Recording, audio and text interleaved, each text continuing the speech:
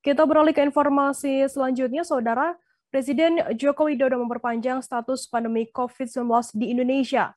Perpanjangan tersebut tertuang dalam keputusan Presiden atau Kepres nomor 24 tahun 2021 tentang penetapan status faktual pandemi COVID-19 di Indonesia.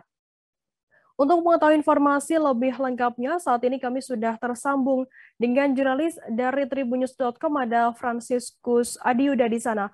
Halo, Frans. Halo, Firda. Ya. Frans, bisa Anda informasikan apa sebenarnya isi keputusan Presiden nomor 24 tahun 2021 tentang penetapan status faktual pandemi COVID-19 di Indonesia ini? Baik, Firda. Tribuners, Presiden Jokowi memperpanjang status pandemi COVID-19 di Indonesia. Perpanjangan ini sesuai faktual dari WHO bahwa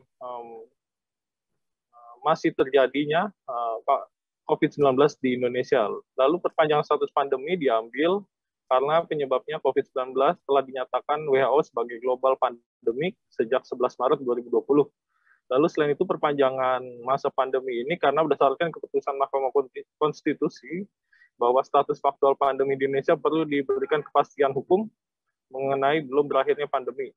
Lalu selain itu pemerintah akan melaksanakan undang-undang yang telah mengatur tentang pendapatan dan belanja negara setelah melalui proses legislasi dengan Dewan Perwakilan Rakyat, Firda. Frans, apa yang kemudian dilakukan oleh pemerintah ke depannya terkait adanya keputusan Presiden ini? Baik, pemerintah juga bakal mematuhi peraturan perundang-undangan terkait hal tersebut, diantaranya dalam rangka penanganan pengendalian atau pencegahan pandemi COVID-19, beserta dampaknya melalui bidang kesehatan, ekonomi, maupun sosial. Kepres ini sudah mulai berlaku atau ditetapkan oleh Presiden Jokowi sejak 31 Desember 2021. Firda.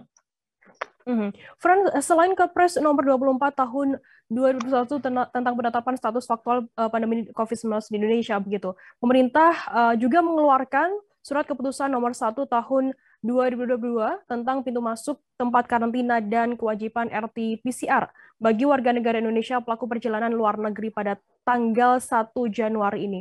Bisa dijelaskan terkait surat keputusan tersebut? Baik, Firda, Ketua Satgas Penanganan COVID-19, Suharyanto, menandatangani keputusan nomor 1 tahun 2022 tentang pintu masuk, tempat karantina, kewajiban RT-PCR bagi warga negara Indonesia, pelaku perjalanan negeri pada 1 Januari 2022. Disebutkan dalam keputusan itu, dalam rangka menindaklanjuti perkembangan situasi pandemi, lalu sebagaimana dituangkan dalam Diktum 1 dalam surat itu, mulai keputusannya, Ketua Satgas bagi WNI pelaku perjalanan luar negeri melalui 9 titik, baik melalui jalur darat, laut maupun udara. Adapun 9 titik itu adalah Bandara Soekarno-Hatta, Bandara Juanda Jawa Timur, Bandara Samratulangi, lalu Pelabuhan Batam, Pelabuhan Tanjung Pinang, Pelabuhan Nunukan, lalu ada pos lintas batas negara, terus ada PLBN Entikong, lalu ada PLBN Moatai.